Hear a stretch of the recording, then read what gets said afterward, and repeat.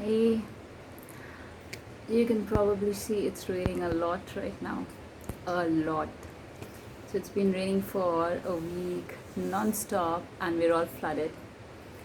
And yes, I think this is the perfect time to be reading and cozy up, and that's why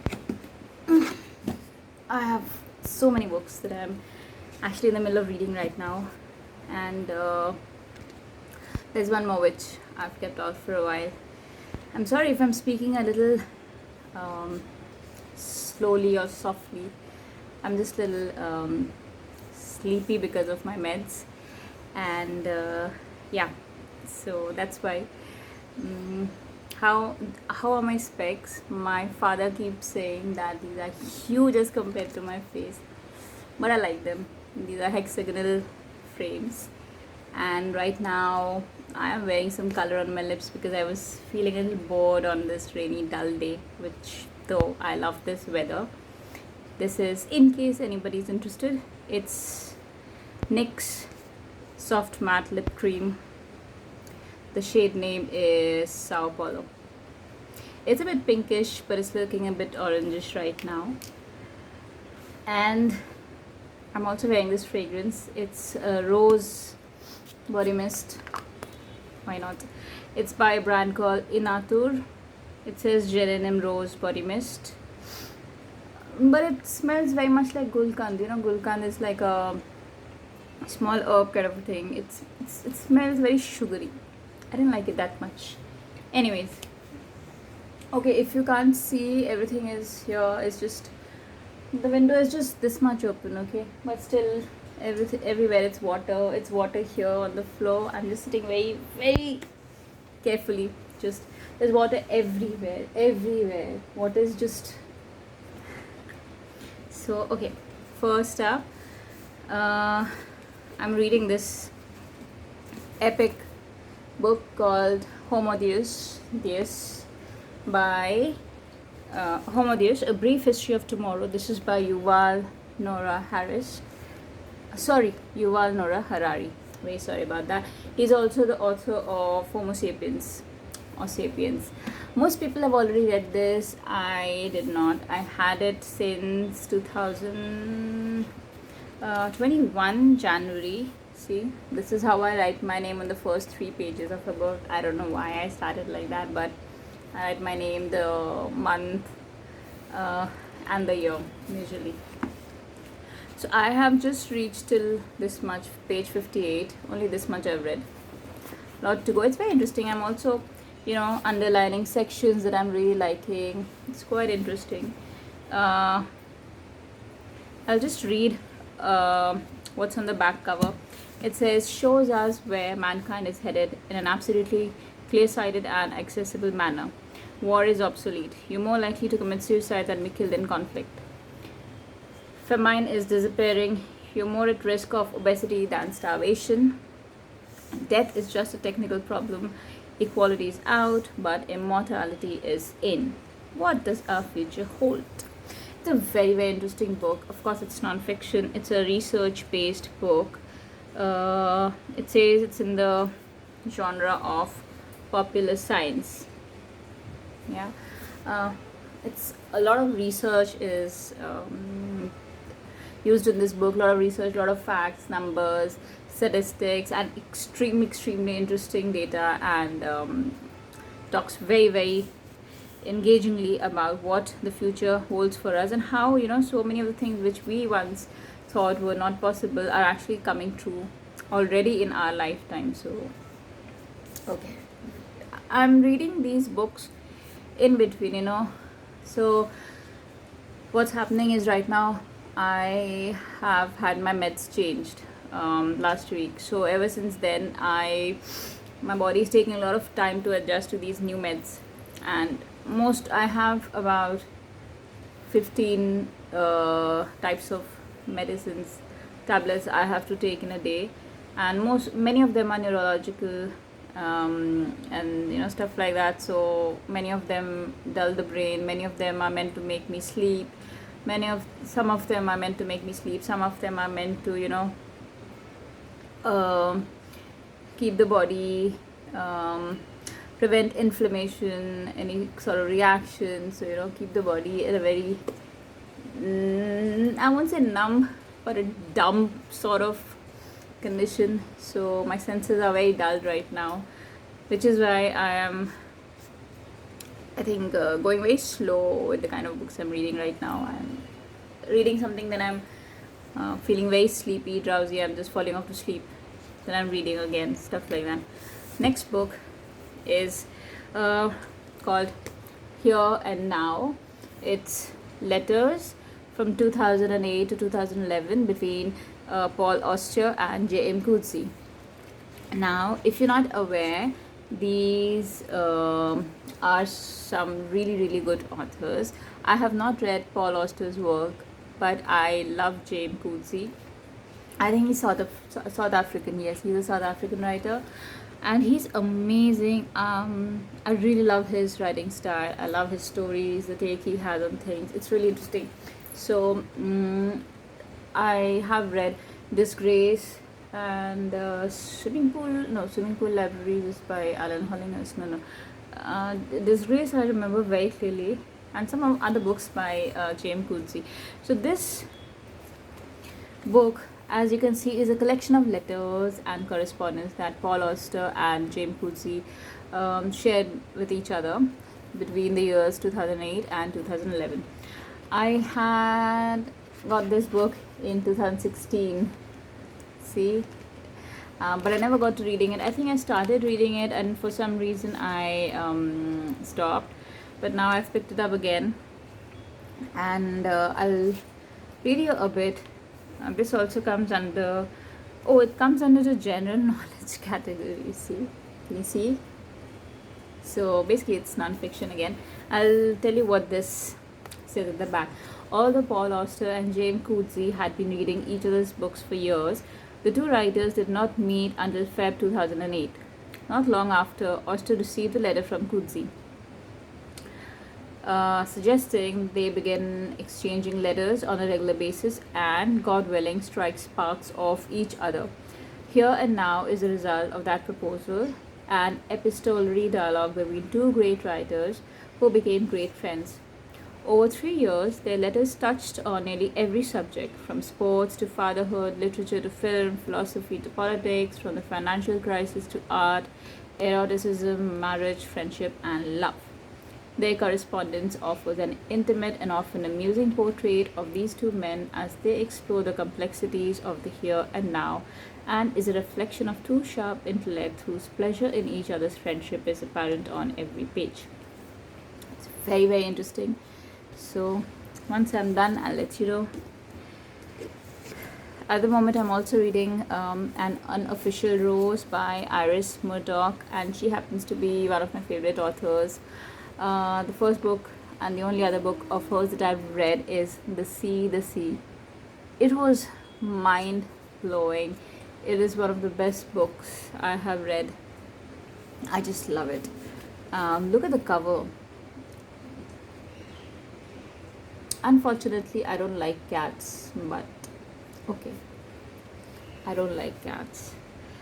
This is, of course, fiction, and these are under the Random House Vintage publication series, the entire list. Okay, I'll read it out. After his wife's death, Hugh contemplates returning to his former mistress. His son, Randall, longs to abandon his shapeless marriage for a perfect partner. Randall's young daughter, Miranda, is adored by her Australian cousin, Pen, but has attachments elsewhere. Her mother, Anne, has her own private dream while taking upon herself the strains and pains of all the others. Impelled by affection, lust, and illusion, these characters search for love within a tightly woven web. I have just started reading this. In fact, just before I sat down to shoot this video, I opened this and I thought I'll try to read. I was feeling very sleepy, so I thought I'll just take a break and I'll talk to you guys. I'm sure I'm going to love this book. I will definitely talk about these more once I'm done, but please excuse the fact that please ignore my weird voice and all. It's just the medicines are being weird. Okay, so next is a Hindi book by an amazing personality, Manav Kaul. Come on, he is really good looking. Amazing, yeah.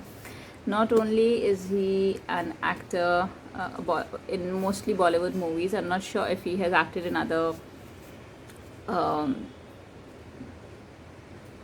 other movies in the country or anywhere else, but he is a theatre personality. He is a producer, director, actor, writer, poet, traveler, everything. Photographer. His pictures on Instagram, if you see, he has a very different eye for looking at any situation, and he will click pictures that actually tell a story, even from the most mundane and simple things in life. He spins out stories. It's beautiful. This one is called Tumhare Bare Mein, Manav Kaul, which is this man. So this is a collection of prose, and this is mainly prose. Okay, so this you have like this much in one page is a prose, then maybe this much like this. So this is a beautiful book. If you've not read anything by Manav Kaul yet, if you can read Hindi, I would suggest you please pick up one of his books and give it a read. This is a bit of intense reading and understanding. There are layers and layers to his writing, but you can definitely give it a shot. The last book I'm going to show you is, what is this? Dominion by Tom Holland. Okay, so I got this in 2020 from the Jaipur Lit Fest, and I was lucky enough to travel to the Jaipur Lit Fest, of course in Jaipur, along with my friend, and we spent a beautiful 4 days there, and we had a ball of a time in the Lit Fest. And then once we came back, the world just shut down, so we were very lucky that we got to spend time there. I picked up this book without really knowing much about the author or the genre or anything. Actually, I picked this book up by mistake. Okay, but now it turns out that this is Tom Holland is apparently a historian, and yeah, see, the genre here says history. This book is about the making of the Western world. So it talks about a lot of stuff. Okay, I'll read out from here. Listen to this. Dominion tells the epic story of how those in the West came to be what they are and why they think the way they do. Ranging from Moses to Merkel, from Babylon to Beverly Hills, from the emergence of secularism to the abolition of slavery, it explores why, in a society that has become increasingly doubtful of religion's claims, so many of its instincts remain irredeemably Christian. Even the increasing numbers in the West today who have abandoned the faith of their forebears and dismiss all religion as pointless superstition remain recognizably its heirs. Christianity's enduring impact is not confined to churches. It can be seen everywhere in the West, in science, in secularism, in gay rights, even in atheism. It is, to coin a phrase, the greatest story ever told. This is a very interesting book. I have just started reading it. It's thick, it's tall, it's a big book. And I know I won't be able to read this at a stretch right now, but I have read few pages and I'm really interested, already glued on. So yeah. And the other book which I didn't have here right now was The Picture of Dorian Gray by Oscar Wilde. The Picture of Dorian Gray. Yeah. I read about 40-50 pages, but I don't think it's the right sort of book to read while you're so high on meds. So once my body is better suited, I'll definitely pick it up again, because I was kind of beginning to enjoy. Okay, so I'm going to show you a bit of the rain and then I'm going to say bye. You see the drops. So So it's been raining, it's been beautiful, it's been crazy. If you're anywhere in Maharashtra or Bombay, I hope you're safe. Just be careful. I went out 2 days back and there was just crazy flooding everywhere. Roads were blocked. A lot of diversion was there. All the flyovers, highways are closed because there was so much water logging and there's so much flooding. So a lot of us are, okay enough to be able to work from home at the moment. But if you've already started going to office, I know Maharashtra and Bombay still have a lot of lockdown rules going on, but if you are going out, just be careful. And if you're traveling by your car, keep something inside, like the traffic policemen also tell us over and over again, so that in case you need to break a window or anything like that, you are able to take care of yourself. Just be careful and keep, I think, the local news station on so that you know about flooding and you can avoid getting stuck. Just be careful, take care of yourself. I love you guys so very much. My hair is growing a little longer, so I'm happy. I'm just feeling a bit tired. So that day someone happened to dislike a video of mine, a video of mine, the video about Zodiac, where I talk about that book. And they said, first dislike, and for some silly reason it made me smile and laugh out loud. And then I was so rude, I went and commented, thank you so much, I hope it makes you feel better and happier. I'm just so mean sometimes, so why not? In case you end up watching this, the person who's made that comment, I'm sorry. I think I'll go back and delete that comment, what I wrote, not your comment. Anyways, I just hope I can send you some positivity.